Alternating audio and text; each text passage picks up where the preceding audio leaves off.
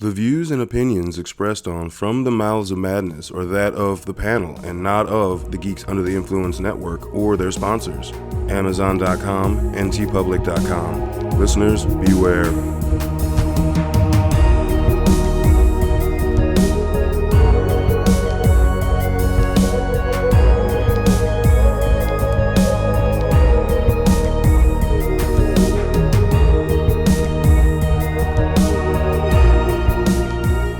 Coming straight from the Mouths of Madness, I am one of the hosts, Lowdown. With me as always is... F.U. Hunter. What's up, bitches? dead bitches, Elvis, zombie bitches. Can I make those? I don't even know if I can make the noises. I don't know. It's like animalistic, primal hunting. Yeah, I'm gonna do that impression once and then fucking walk away. I'll fucking do. I don't give a shit. I'm sorry, listeners, but not really, because I will keep doing it. Oh no, I just want a voice after that. I'd be like, so my favorite part of the movie was. Tonight on the chopping block, we're going to be talking about 2021's Army of the Dead. It just hit Netflix. Well, from recording 4 days ago. Yeah. You'll hear this about 2 weeks from then. So yeah, plenty of time to watch it before this comes out. Yeah, I mean it is 2.5 fucking hours. So, which is for those people that didn't read the title, spoiler warning. There you go. I said it. Fuck off. Yeah. I don't put it on the title and the stuff. No, you don't need to. I'm just saying if they play the episode that has the movie in it, then Army of the Dead. Hey, they're talking about the movie I haven't seen yet. Then stop. Stop. Watch the fucking movie and then continue. And then come back later. I did not know that. Like So yeah, this was the some would say return to form for director-writer Zack Snyder, who we got to say back when he handled zombies on Dawn of the Dead is a fucking master. His remake of that movie is fucking amazing. It was one of the first killer fillers. We both jizzed all over that film. It was fucking awesome. Now some of that James Gunn did write the script, and a lot of people said, Zack Snyder, when he has somebody else's material, great job. Mm-hmm. It's when he doesn't, you get sucker punched. Literally. This movie was definitely not Sucker Punch. No. Although I heard their fans are contesting for a Snyder cut release of Sucker Punch. No. Did you see that? Okay, all right, people, calm down, all right? I don't think anything can say that. You didn't read that? It would be like not. 8.5 hours. No. Look, calm down. Like, his original intention, that's why it seems a mess. No, that movie's a fucking mess, all right? But no, apparently, because of how it made Justice League better, how it made Batman vs. Superman suck less. I didn't say it made it better. It made it suck less. Apparently, fans are contesting for the Snyder cut of Sucker Punch. I'm like, no, that movie's just going to be trash. I'm going to take the approach of Aliens, all right? I love Aliens. For years, I just seen the theatrical cut. And I'm fine with the theatrical cut. And then I saw the director's cut, which just adds a little bit. But you know what? I didn't have to watch the director's cut to love that fucking movie. If you have to do that, your movie might be kind of shitty, all right? Exactly. And honestly, I don't have to really ever watch the director's cut again. I saw it once. I own it. Yeah. But I have the option to go theatrical and just go with the nostalgia that I know because that's how I originally watched the movie. I'm just saying, I went years of watching Aliens without seeing Cameron's actual vision of it. Exactly. And it didn't make that movie less kick-ass. Exactly. And like I said, after seeing it, it's cool as a fan, like seeing that added, and it helps the story, but I also can go back and watch the film without it, and I'm still just as fine. Exactly. So that, like, what was the original intentions? Fuck off with the original intentions, man. Make something decent at start, and then add to it. Not the only way you could see it is that way. Yes, I know it contradicts what I just had said earlier about with Justice League on a GUI, but that's about the only exception. That wasn't Snyder. That was Warner Brothers. Exactly. That was Warner Brothers. Let's give him credit. So this is Snyder's first jump back into horror at all. Yeah. And I mean, he went. I feel like he went with it in the same vein to the point where he took the fast zombies, built upon that. No one has ever done this with it. They started with it with Day of the Dead, but they didn't really flesh it out. Right. The whole like self-thinking, communal, organized zombie, right? What I will give you is that they established it early on. Mm-hmm. The first, the container with that zombie. Obviously, he has... Is he Bub that got released? Yeah. Maybe? Is that... I mean, can we look at it that way? Is it Bob? Bob. Is he Bob from Day of the Dead. Yeah, I mean, it's one of those things you can already tell the minute he's out, he's dodging. He's not just walking towards them, getting shot in the head. He's moving fast. He's hunting them. There's already this intelligence with him, and then you see him go to Vegas. Exactly. So, well, no, he gets recruits. Then he goes to Vegas. Yep. Yeah. He gets a couple people behind him. That shot was awesome, where they're just like on the mountains looking down to Vegas, and it's just the two freshly made ones, and he's just in the center, and that was a cool shot. Now, the difference between these zombies in this movie and the Land of the Dead ones is that they're not grunting and then pointing at stuff and like acknowledging. They just have their own. It kind of, I would almost compare this more to Bone Tomahawk. Yeah. Or where literally the tribe from Bone Tomahawk, where literally they have that bone in their throat Yeah. that certain squeals communicate certain things. Yeah. And that's kind of what was happening here. That makes more sense than I pick up a gun, I make zombie grunt, look at the other zombie, and that just didn't work for me with Land of the Dead. This worked for me a little bit more. So I agree. Yeah. Because Land of the Dead was very unga bunga caveman. Oh, Yeah. So no, 100% agreed. There was right off the bat there was a communication standpoint established with their carrying container. Accident happens, of course, because some dude's just got married and was getting head going down a desert highway, runs into an army fucking fleet. Yeah. Like, whoops. they let him out, and of course, nobody ever like, dude, the first thing I'm gonna do when someone says get the fuck away from something and it's an army transport, I'm getting the fuck away from it, dude. None of this like, yeah, they said get away from it, dude. Like, hey man, you shouldn't be near, yeah, bro. Fuck that, dude. But we all know, come on, that's classic, classic zombie, classic horror movie. Like, hey man, they said get away from it, man. I know they just instructed me to do that, but I got a gun, man. Like, that maybe they don't understand the gun I'm holding. Like, no, it doesn't fucking matter, dude. So I think with Zeus, and that's what he ends up being called. Yeah. He's the ultimate alpha, Zeus, because they have alphas, but he is the ultimate. He is. I think they start to have recognition of their life and the mechanics and the reflexes and the skills they've learned. And I think that's all we saw from him when he got out of the container was we started seeing his training. Like if someone didn't have that training, they probably wouldn't be able to do that.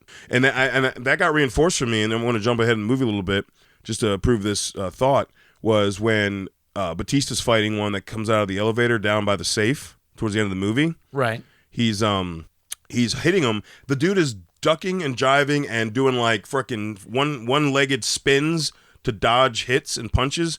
Clearly that dude had some sort of training because not all of them did that. Yeah. You know what I mean? Like they fought so many of them. Not all of them had that same level of fighting style skill. So I think that like you retain some of your muscle memory from what you learned when you were living. It kind of goes into the Zombieland 2 approach. Yeah, no, totally. Where totally. There's different levels. Oh, there was of huge Zombieland feels in this film. Oh yeah, huge. It's like Zombieland was like, oh, Snyder's version of Dawn of the Dead, cool. Zombieland. Now Snyder's like, oh, bitches, hold on a fucking minute. I'm gonna do it my way now. And he totally ripped off the intro. Not ripped off. Oh, he made it there's his own. two movies that I feel like it was. Thank you very much. I'm just gonna borrow from this and that. And it was Zombieland or Zombieland 2 and Aliens. Mm-hmm. And I'm going to tell you how the Alien stuff went because it was like they just borrowed different things from the Alien script because you have the corporate guy, right, that's sent in with them to, be with the team who has his own agenda, which later on fucks over the team. Right? That's not just Aliens. That's a common trope. I understand. It's a common trope. But there's literally a line where they say, well, you don't see them fucking each other over. Like, a la almost exactly same. Yeah. You have an elevator scene where literally your two of your main characters are trying to get away, waiting for the elevator, and they don't think they're going to make it, and embracing each other, waiting to be murdered by the main baddie, a la Queen and Aliens. Zeus that's approaching them at the elevator. Just a lot of stuff. Oh, you're talking about Saw Blade dude and I'm talking about daughter saving her friend. Oh, you're talking about the very end. At the very end, that's what I'm saying. Where they're waiting for the elevator and literally, he comes out and just signals to the rest of them like, go. Yeah. And they just woo. Just a lot of beats. There's other stuff in there, but there's a lot of beats from Aliens that there is kind of got the whole put into hive colony thing. Yep. That the whole how the alien, the runners in Aliens wouldn't kill immediately. They would move around, you know? Yeah. They did the same thing. Like, they wouldn't kill, like, they didn't kill Theo Ross's character out the bat. They wanted to make him an alpha because they realized he was an alpha well, he was a fucking tool. Yeah. But he was an alpha human. What was his name in Sons? Juice. Juice. Okay, yeah. And he was Shades in Luke Cage. Yeah. Yeah. I know he shades in Luke Cage, but he'll always be Juice. He's He'll be Juice, Juice. man. It was I just don't know, Juice dude. with a bad mustache in this one, all right? The way the Juice ended in Sons, though, like, that's terrible. He was just getting ass raped. Yeah, that's true. Repeatedly. But again, he's an asshole in this, so you're like, by Marilyn Manson. that's right. He was getting ass raped by Marilyn Manson. Oh, man. But instantly they set him up as an asshole. Like, from the first scene on. So. No, like, straight up, you knew he was pervy until Lily, the coyote, was like, no, you have raped multiple women. Yeah, you're a piece of shit. That's a fucking trash That's can. why you're bait. Yes. Fuck you. Oh, and that whole queen. She looked like, what's her name from Night of the Demons? Yes, Angela. She had Angela. She looked like Angela, but more like, zombie, less demon. Yeah. But like had almost the Angela like outfit on. Like, dude, explain to me how zombies are fucking and having dead babies. I don't know. How did that chick get pregnant? I feel or like, was she dead? Did she die? And she was pregnant when she got turned into a zombie. Maybe, but it was pretty small when it got pulled out of her. So that's what I'm saying. Was like, did she just get married? I think that she was pregnant. I think in the director's cut we see some zombie fucking. All right, I think Dead Alive was enough. I don't need any more. No, I'm pretty sure there's a 3.5 hour cut where you see Zeus and her fucking getting it on. No, what I mean though is like when the zombies infiltrated Vegas and she was turned. Yeah, was she already pregnant? I guess so. But like the Zeus could sense that, and for some reason was protective of it or whatever, because it is very animalistic and primal. And it's the first of that breed. I mean, like, that's a whole other ballgame. Like, if that baby hadn't, like, died during her transformation and he was still growing. Yeah. That's what I'm saying. They didn't really go into, like, what they were trying to show there. Was it saying that they fucked and she got pregnant? Or was she already pregnant and because she turned into a zombie, the baby now is a zombie because there was another living organism inside of her? I don't know, yeah. Oh, by the way, I thought of one more Aliens thing. If you remember at Aliens, when Ripley finally gets nude and they get to the top of the elevator and they get back on the platform and Bishop's not there, right? Mm-hmm. And then last minute, there's Bishop. What happens in this movie? Helicopter, get to the rooftop. They're not there, and you're like... I didn't even think about that, but I knew she was going to show up. Yeah. But it's because of Aliens. You see what I'm saying? Because of Aliens. And I was like, I was waiting for it. As soon as I got to the rooftop and opened that door, I was like, she's not going to be there. I was like, yep. Yeah. I kind of already knew since they'd already taken enough from Aliens. It does suck, Batista. All right, hold on. We gotta at least run through this movie a little bit. We're already like halfway through the episode. We haven't even like talked about the movie. I mean, the plot's pretty basic. It's basic, yeah. It's just you get Snyderized. It starts off really like it really starts off like Return of the Living Dead 2. Yeah, I'll give you that. Sense. Military transport, something fucks up, causes shit down the road later to be fucked up. Now it's not directly where like Return of the Living Dead 2. It's just a canister drops, but it's a heavily transported military convoy. Then you get your kind of slow motion shit going haywire in the casinos and all through Vegas. You get introduced to your main characters, Batista's character, and as they're fighting to survive. Though. Yeah, that was the cool thing. And they're playing. God damn, I can't think of the dude's name, but his version of Viva Las Vegas. Who was that? He was the same dude that in Dawn of the Dead did the slow version of. Some metal song that I'm drawing a blank on. He does a lot of like lounge act sounding music. Yeah, that's the only cool thing. That's the only thing that Zombieland's got over this. They actually use fucking From the Beltos and Master Puppets. Well, yeah, obviously. I'm just saying. Like Zombieland 1 and 2's got a one up on that, dude. They use the actual track. Well, and even for me, like the Dawn of the Dead remake, I mean, he had fucking Johnny Cash in the intro, and so this one on that level, it was still fun, but not at the same level.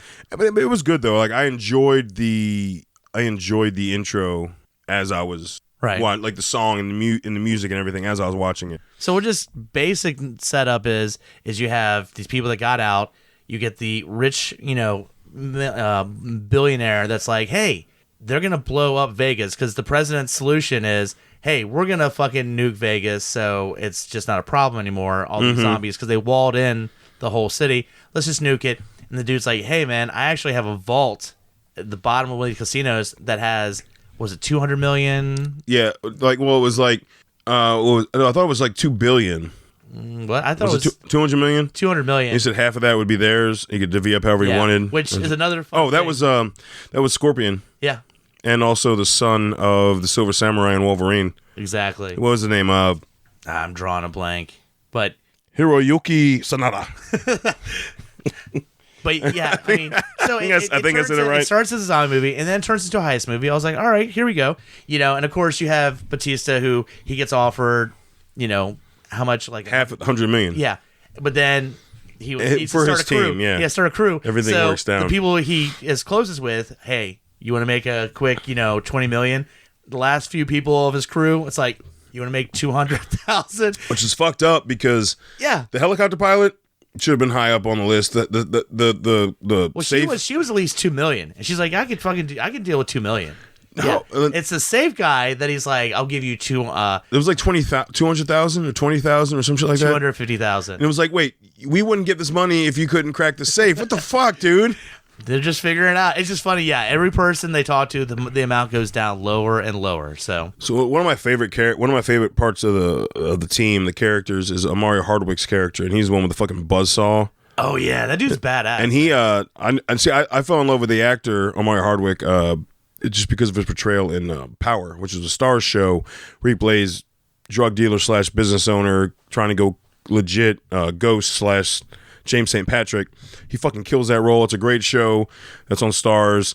Actual Power is over, but there's a Power book 2 that's going on right now. So any of your listeners who like that kind of stuff, if you like The Wire, if you like that kind of gritty drug world type of stuff, this is this is definitely the show for you. Also, drug world / redemption / Oh, if you want to see him in a zany role, he's the eye patch dude and Sorry to Bother You. Yes. Yeah. Yeah. Yeah. So we were seeing something kind of not usually in his wheelhouse. That movie's fucked up. Oh yeah. It's like, So but he's a great actor. I was really stoked to see him in this.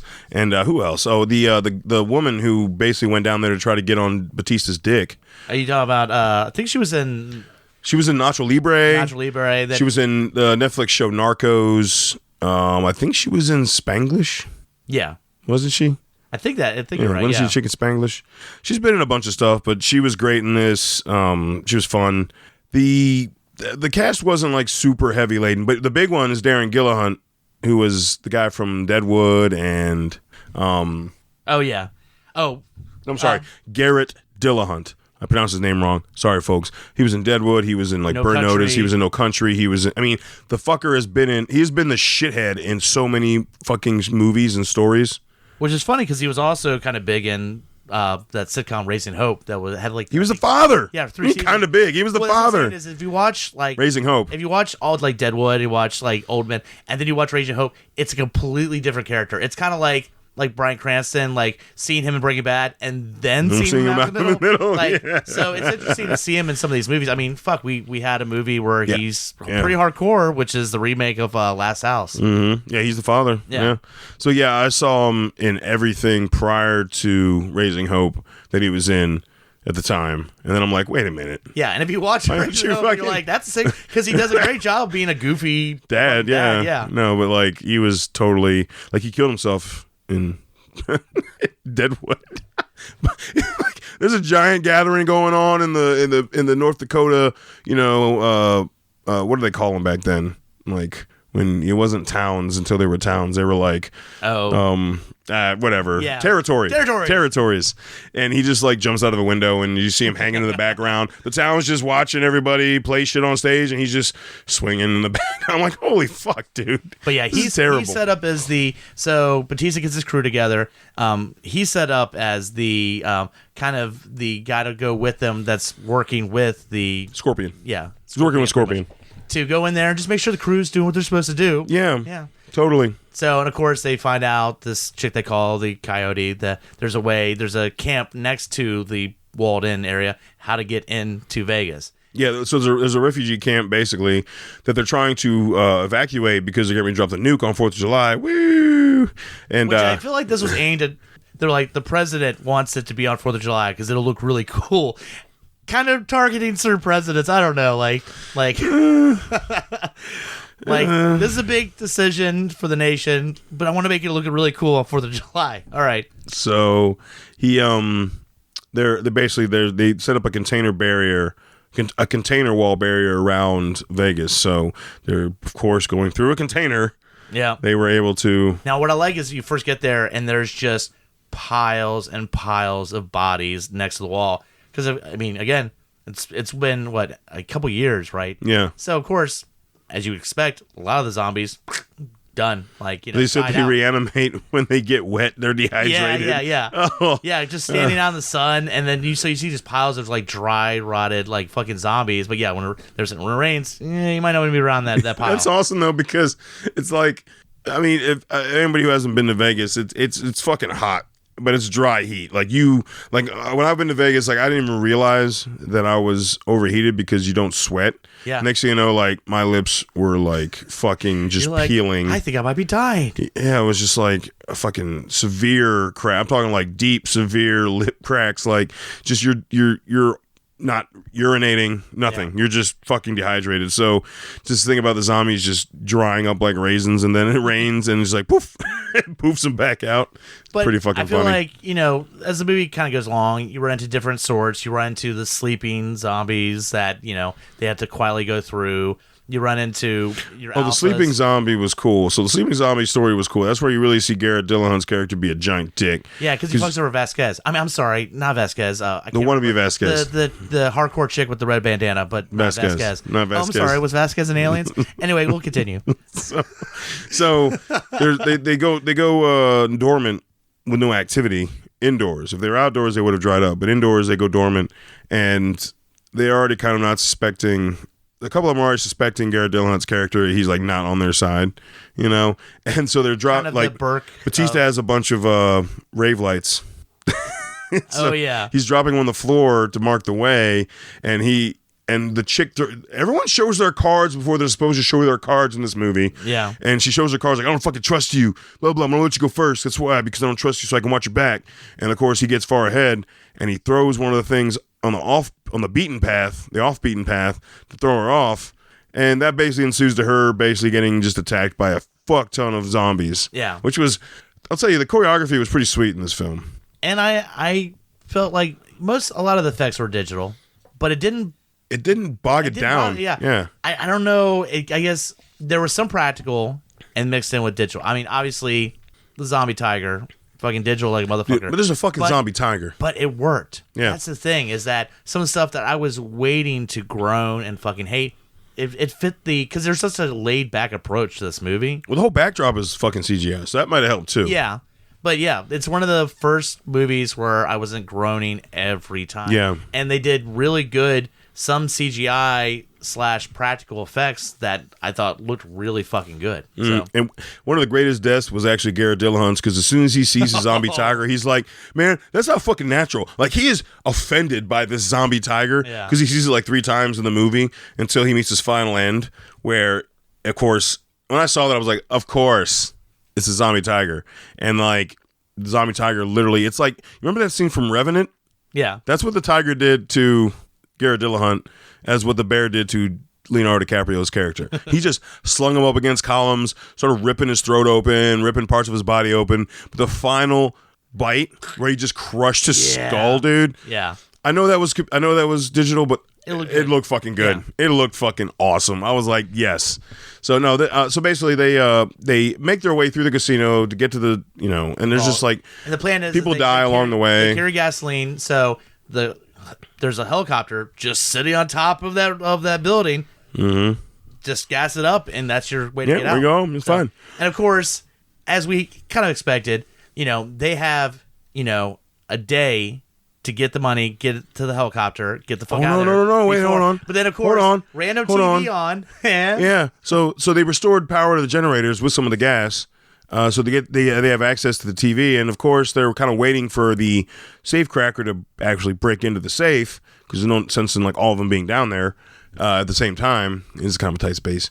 That was a cool scene too, though, where they were like Omari kept trying to like bring somebody down to walk through the path. Like, that was pretty funny. But yeah, that's kind of Indiana Jones, like, keep walking forward, and then keep going. The non-lethal ways and turns. And of course, the last one is giant walls that smush the zombie and then zombie goo, which was awesome. Again, another really good CGI effect. Yeah. I was shocked until they do the close up where they were separating it. Yeah, which then they went practical. CGI practical. And But like that's the thing. CGI didn't look bad. If you're gonna do movies with CGI, here, guess what? Do some, don't hit us over the head, and then put in practical. When it's close up, you cannot have digital because then you can see it. That's when then you you can get see yourself it. in trouble. You could totally tell. So anyway, they're upstairs and they're like, "Oh, the president decided, that was a little too yada yada, whatever the fuck, to have it on 4th of July. So we decided to move it up a full 24 hours." Yeah. And they're like, "Ah, shit, Yes. we got an hour and a half. Yeah. We have an hour and a half." Which that's one another thing that kind of did bother me is that they find out they have an hour and a half, and then you have the characters branching off to talk to each other. So you have the dad-daughter talk with Batista and his daughter, and I'm just like, and for me, as soon as they said like an hour and a half, I'm like, all right, guys, we can fix this shit when we're Fuck out. your family issues. Yeah, when we're not in the Fallout area, okay? Let's fucking. No, it hurry wasn't even up. Fallout. It was direct Yeah, contact. yeah. No, Fallout would have been where they were in the refugee camp. No, they were direct hit. I'm just saying, let's work out our family shit later. Yeah. They were direct hit. But as I'll be honest, we kind of expect, like I was saying, character after character, they keep losing team members till you get to where you find out the corporate stooge. His whole thing isn't he doesn't give his boss doesn't give a fuck about the money. No, they want a sample of these alpha zombies because those things are worth millions. So there's a scene that happened where billions. Yeah, the Coyote and Garrett Dillahunt's character went out to do something and bring out the screaming the alpha evil witch chick, zombie. They wanted to bring her out, but he ended up killing her, cutting her head off, and putting it in a bag. And that's really what Scorpion wanted. Was that? Yep. Yeah, he doesn't give two shits about the money. He's just like I just need to have enough people around my guy to get the sample, get him the fuck out of there, and then the thing is, the fucked up thing is, like at the end when he doesn't get the phone call and he sees the explosion on the news, Scorpion, he's just like, oh damn, puts his phone down and just sits down, like, and it pans back, you see his like rich ass fucking like none of it really mattered to him at all. He was like, oh, if I can make a couple extra billion, sweet. Yeah. If not, I'm not broke. It's cool. Like, dude, what a dick. Now I want to bring up real quick. There is a weird part that's going to make me rewatch this movie when they're in the safe area and Guzman, I believe, was the dude with the saw. Yeah. Brings up the fact that there's other skeletons there and all the skeletons are wearing the outfits just like the whole team is. Yeah, he said, like, that's us. What if that's us in another timeline? Like, oh, and dude. Now apparently I've hidden a couple threads where there's a few hints that, this is kind of just a revolving thing for them. And I'm like, God damn it, now I'm going to have to watch this movie again. But the ending kind of alleviates to the point that's not the case, though. Yeah. The ending kind of eliminates that. Let's just roll to the end because, there's some things that happen. But let's just say we get to Batista. That was a shitty, again, like, you know what we need lobster roll. The fucking shit. Yeah, All they right. pretty much, they get on All the right. helicopter. It's, the helicopter pilot, his daughter, and the two women that they quote saved. Oh, it was cool with Zeus, though. So, by the way, Zeus once Zeus finds the decapitated head of his bride, there's a scene, like I said, where they take him back. So they took over the Olympus casino. That's where there's at. He takes him back, Of course he does. rips open her stomach, and pulls out, like, a fetus. And you're like, oh. And then he's furious. So he gets on a fucking zombie horse. He gets on a zombie horse, but he's so smart. He has a front, like, it only covers half of his head, metal face covering to protect his brain. And that protective scarf to represent that he's the leader. Yeah. I don't get the cape scarf thing, but because they even break that up. I was like, is he wearing a fucking cape? Yeah. Like, and so he's leading him through all this massive attack, wearing this fucking metal face shield and a cape, but he does fuck up Omari Hardwick's character.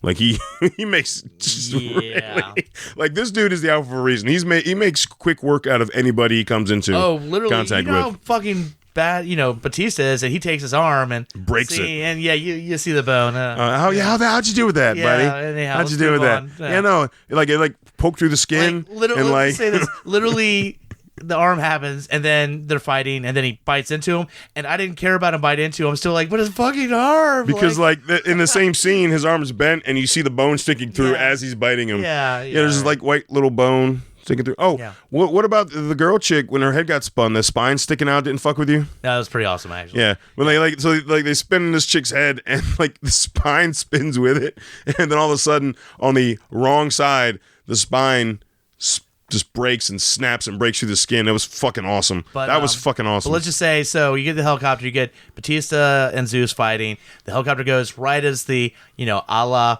a certain movie from the mid 80s, sci-fi classic. Right as the explosion's happening, the helicopter is, getting away from the, blast radius. Wasn't as aggressive though. I understand. I'm just. They were a little more pussy in the classic. Just saying. Whatever, man. Just saying. Like it wasn't as hardcore. And a nuclear explosion should be more hardcore. Okay. Just saying. Anyhow. Just throwing that out there. But Just throwing it out there. Finally Zeus is defeated. But then, of course, as you're not that far away from a nuclear explosion, the fucking shockwave fucks that helicopter up. And this is where it's kind of ironic. The daughter's whole agenda to go into Vegas was to save these two women.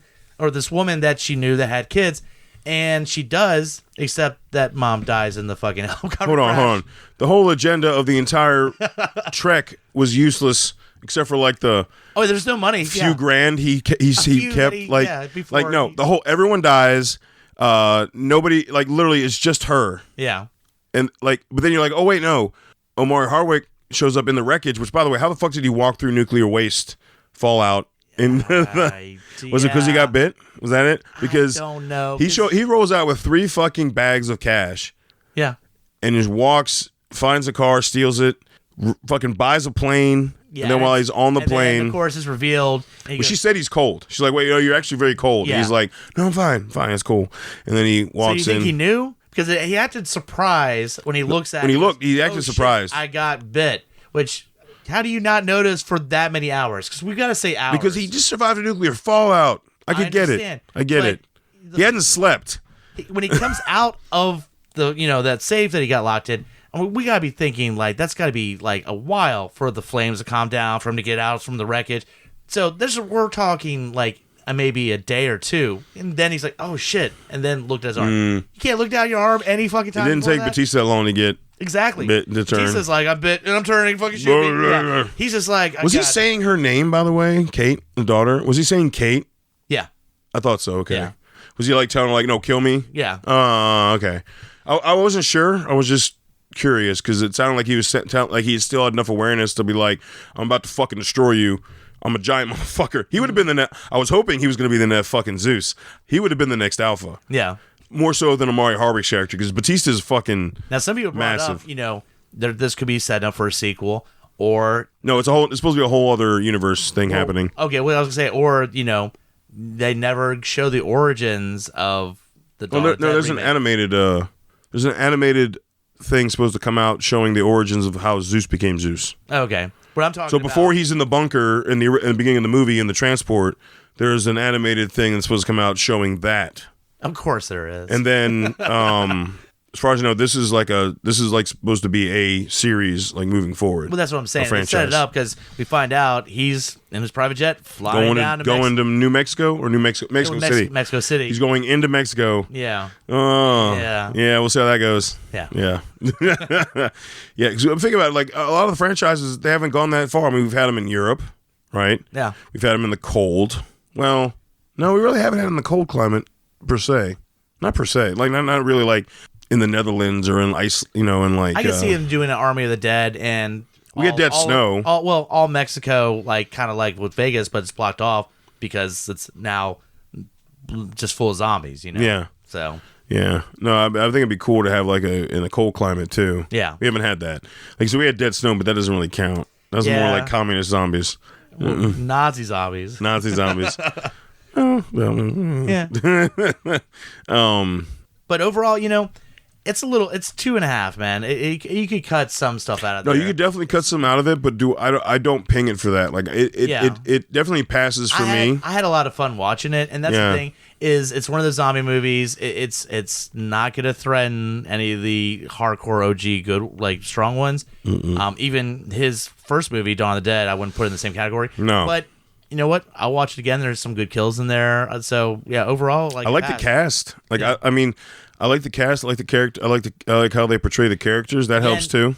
I knew going into this, I knew there was going to be some CGI, but they did a nice blending of it. Like I said, you have a scene where they have this wall squishing a zombie, a la CGI, but the after results, all its guts being pulled apart. Yeah. Anybody who listens to Madness knows we abhor CGI effects, but when you don't hear us bitching about the fact there is digital effects on a 2.5-hour movie, I'm telling you, man, it means they did well. Especially even when they drop the head. Yeah.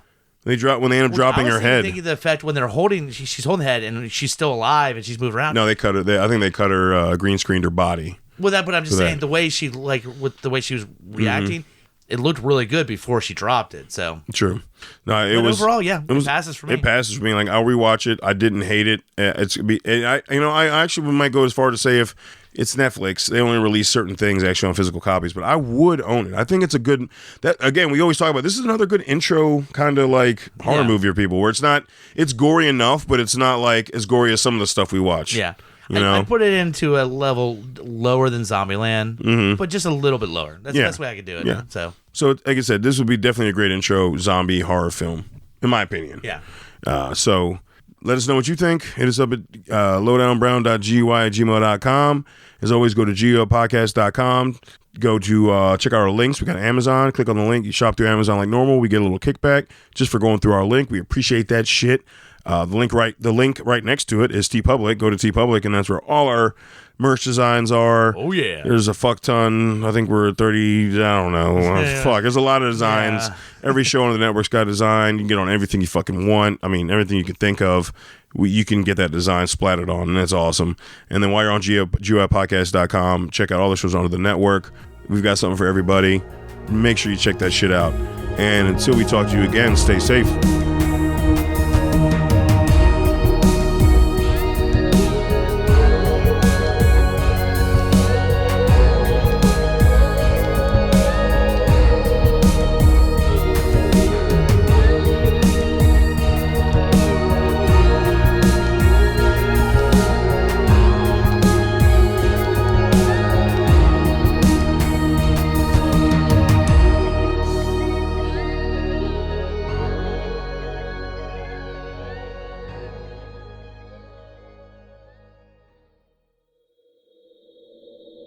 Join us at GUIPodcast.com. My name is Amy Bogard. And I'm Mike the Hobbit. And we are the hosts of Deeply Upsetting, where we use our expertise to answer your most upsetting hypothetical quandaries, such as, what non-winged animal deserves wings? And what body part deserves a secret mouth? Which cryptid is the worst roommate? These questions and more that plague you will be answered on Deeply Upsetting, available anywhere you get your podcasts and at GUIPodcast.com. Hey guys, Scotty Big Daddy Preston here, that's right, the Geek Father, asking you to join me here every other week with friends and family of the GUI Network as we go through all the trials and tribulations of being a geeky parent. So remember, join us or cry. In a world ravaged by movie studios that keep rehashing the same things, only one podcaster has the guts to make it even worse. Join Mike the Hobbit as he traverses the internet to bring you some of the best and worst ideas for reboots, remakes, and reimaginings of some of your favorite and least favorite TV and film properties. Ideas like a John Waters He-Man movie, Fantastic Four the musical, and Aliens, done entirely with marionettes. What podcast would bring this evil upon the world? This is Smack My Pitch Up. Available anywhere you get your podcasts.